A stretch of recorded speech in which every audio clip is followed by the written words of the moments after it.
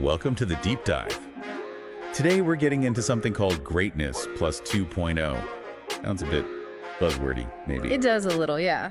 But what we're really exploring is a framework for finding your own path, to achieving what you want. Exactly. And the heart of it, the real engine, is this idea they call the elemental fight flywheel. Right. The core concept is that each of us has two main elements shaping how we think internally and how we act externally. Yeah, fire, water, wind, and earth.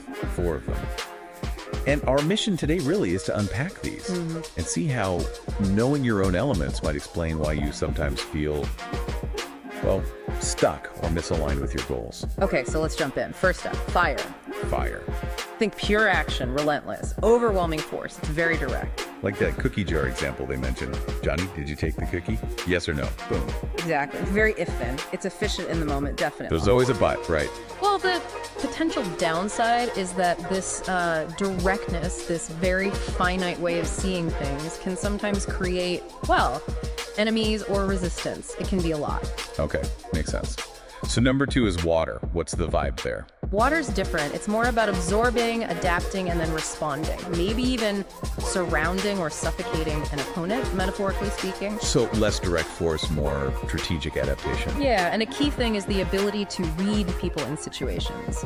Water types tend to process logic through emotion. Interesting. So emotions provide the container for logic. Sort of, yeah. And they're often good at blending into social situations, but... Here comes the but again. Right. If they're misaligned, they might just suppress their own feelings to fit in, or they might identify problems everywhere but not really offer solutions. Ah, okay. But an aligned water type. They use that emotional intelligence. They use it to rally people, to connect, to actually solve the problems they perceive. It becomes a strength. Got it. Okay, let's switch gears. Element 3, wind. Wind. Think unpredictability, unconventional approaches, misdirection. Like hitting the reset button in a fight, throwing things off balance. Exactly. Wind types often find reasons or solutions in potential ideas, things that haven't been proven yet, maybe linked to adjacent fields. And how do they handle logic and emotion? Opposite of water. Pretty much. They tend to put emotions into logical boxes, rationalizing feelings, maybe. Which the source says is good for innovation, right? Those aha moments. But it can make navigating, standard social contexts a bit tricky sometimes. They might have these brilliant ideas, but need to work backward to make them practical for everyone else. Yeah, precisely. They need to connect the dots back to reality sometimes. Okay, last one. Earth. Earth. This is all about solid foundations. Deep understanding, confidence that comes from knowing your stuff. So they're not easily swayed by trickery or fancy talk? Not at all. Their reasons are literal, tied to concrete things, existing processes, proven facts. What you see is what you get. Their confidence is rooted in the known. They don't really value unseen potential as much. That seems to be the idea. It's about stability, reliability. Okay, so we have these 4 elements: fire, water, wind, earth. But the framework says we usually start out misaligned.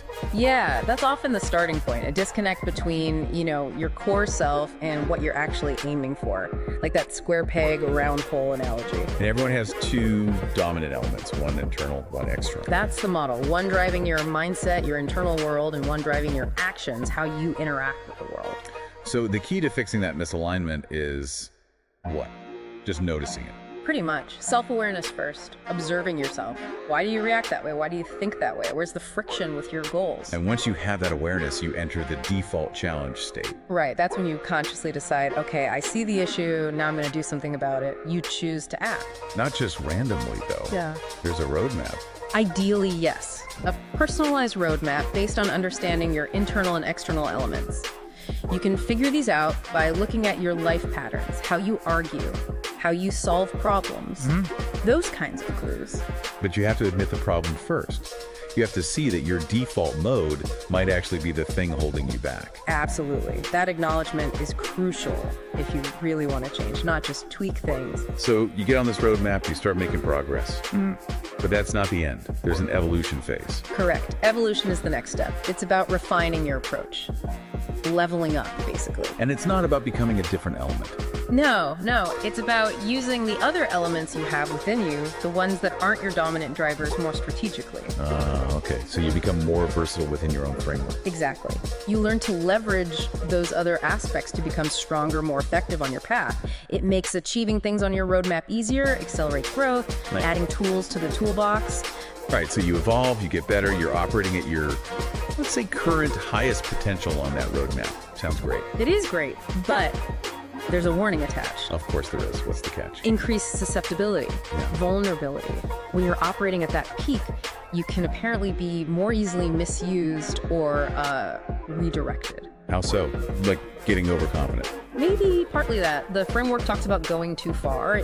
It can lead to isolation, maybe manipulation, especially around like moral or ethical questions tied to innovation.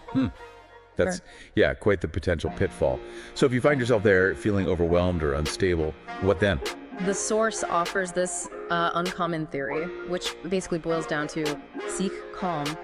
Just chill out. Deliberately, yes. Find methods, people, places, whatever helps you regain equilibrium. Reflect. Okay.